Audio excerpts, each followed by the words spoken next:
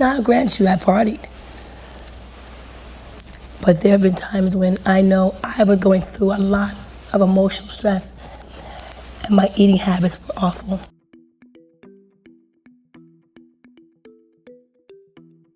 Sid Barrett. Pink Floyd is considered one of the greatest rock bands ever. Sadly, the man who started it all was not there for the takeoff. Sid Barrett established the band's experimental sound with the aid of LSD.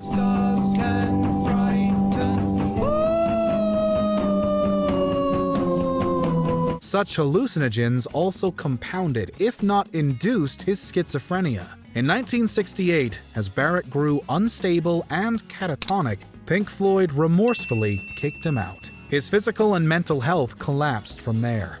The band didn't even recognize the man they wrote "Shine On You Crazy Diamond" for when he attended a recording session.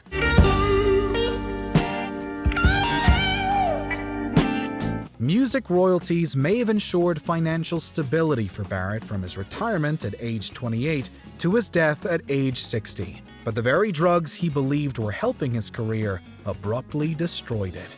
Bam Margera. Pro skateboarder turned pro prankster Brandon Bam Margera has experienced some hilarious self-destruction with the Jackass crew. Oh, you all right, man? You all right?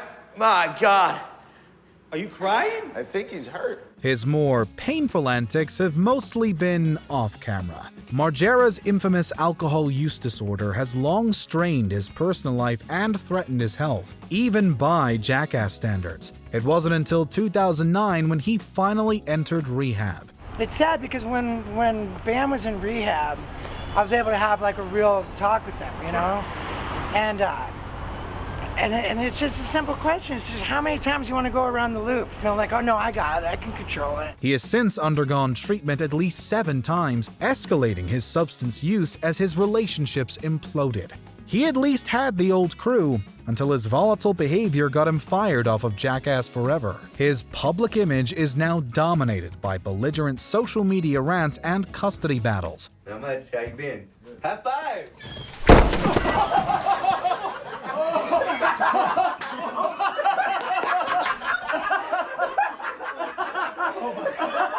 No matter how many stunts Margera bounces back from, he still struggles to recover from his most dangerous ailment. I had to wake up every day with a handful of antidepressant pills that I would have to show Paramount Pictures that I took them and swallowed them. Lindsay Lohan.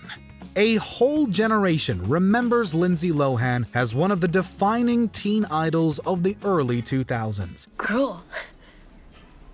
I meant to say cool, and then I started to say great. Right. Well, cruel. She's just as well known for her substance use disorder. Lohan had her first overdose at 18 and began fighting her alcohol use disorder when she was barely old enough to legally drink. After multiple arrests and 3 rehab stints just in 2007, her career imploded. She took multiple breaks from her declining work and public image, though the spotlight was never too far from her scandalous episodes. But after one 90-day stay at a treatment facility, Lohan announced that she was in recovery in 2013. My main objective is, to maintain my sobriety. Okay. And that's what... And have you been sober since we last met? Yeah. Hello. Let's celebrate that. She is now rebuilding her career and enjoying married life, a role model once again to those with similar afflictions. Sheen. Ever since his substance use disorder was confirmed at age 23, Charlie Sheen's personal life and public image have been fouled by his antics. Mr. Lynch, I swear to you, he's lying. We give you one of those rich man's accounts.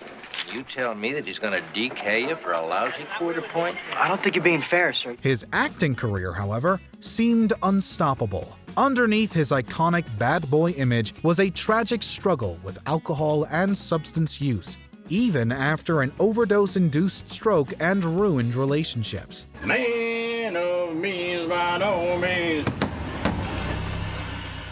king of the road. Los Angeles, thank you. But in the 2010s, Sheen's behavior and ego finally got the better of him. His bizarre outbursts cost him his high-paying role on 2.5 Men and reduced his career to mostly self-deprecating cameos. After that, he became serious about his recovery and has been sober since 2017. He still has a lot of work to do in his career with his past reputation and ongoing scandals. You know, glean from those who have gone before you some knowledge, some tools, some experience, some hope. Anna Nicole Smith. Supermodel actress Anna Nicole Smith may be more famous for her tabloid magazine appearances. Her lengthy legal battle for late husband J. Howard Marshall's fortune was partly undercut by her financial irresponsibility. Smith spent a fortune of her own on alcohol and prescription pills. This substance use disorder was intensified by her son's own death by overdose. Are you doing okay? Did you order you something to eat? Yeah, what'd you eat?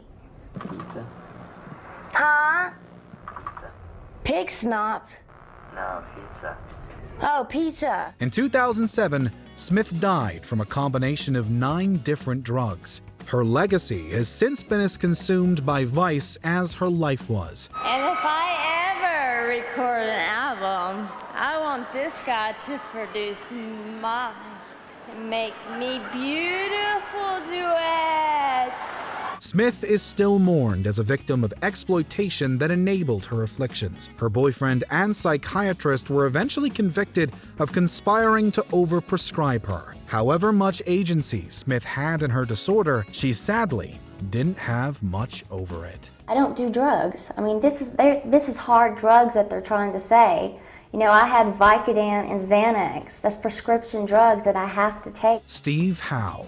From 1980 to 82, Dodgers pitcher Steve Howe was one of the most decorated rookies in Major League Baseball. In '83, he checked into rehab for his alcohol and substance use disorder. Once you start becoming different and saying drugs aren't for me, and I'm going to live, and I'm going to be able to use my full potential, because drugs are going to strip all that from you. From there, he suffered multiple relapses and 7 suspensions before he was banned from baseball for life. Relief pitcher Steve Howe, who's out of baseball allegedly because he can't kick the cocaine habit. Though he successfully contested this ban, his fading skills led him to retiring from an independent team.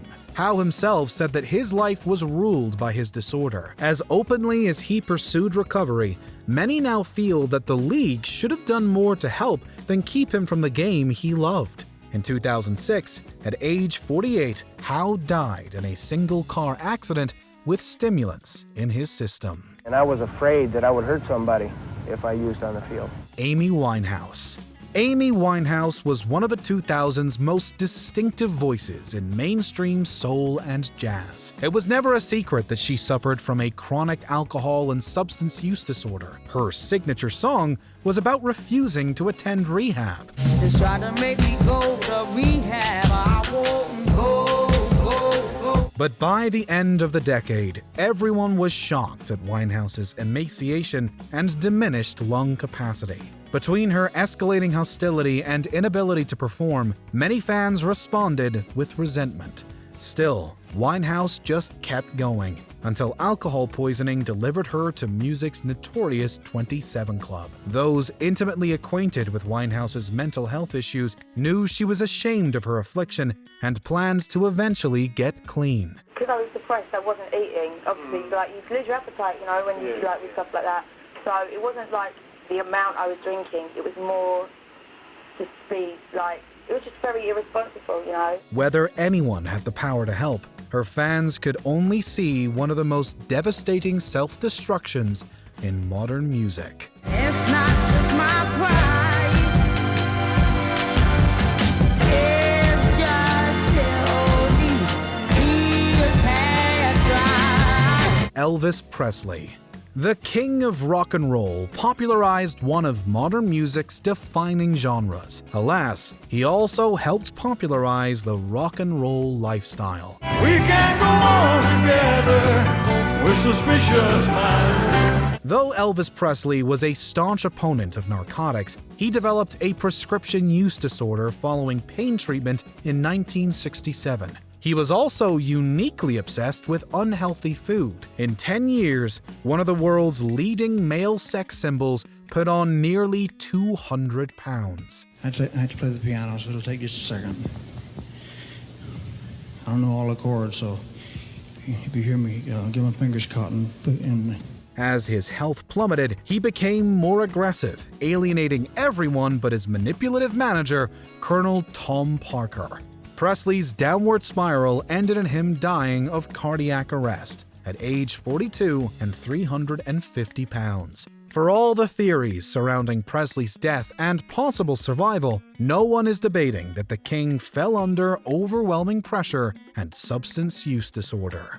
Elvis Presley died today. He was 42. Whitney Houston.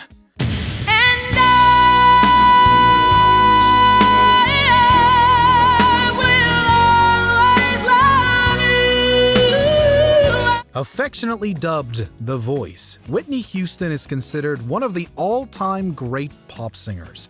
She's also considered one of the most tragic for her substance use disorder to cope with stardom and personal issues. I thought I'd never make it through. I had no hope to hold on to. I thought I might break. The public first became aware of this after Houston married Bobby Brown, then introduced him to cocaine. Made mistakes before, but now I understand what those mistakes were for. The couple spent their marriage enabling each other. Brown eventually got clean, but not before his ex-wife drowned in a hotel bathtub in 2012 with 5 different substances in her system. Houston had entered rehab only twice, downplaying the problem that corrupted her image and domestic life. The voice that made her a legend was also deteriorating. Houston remains a legend all the same, but with a legacy haunted by ailments.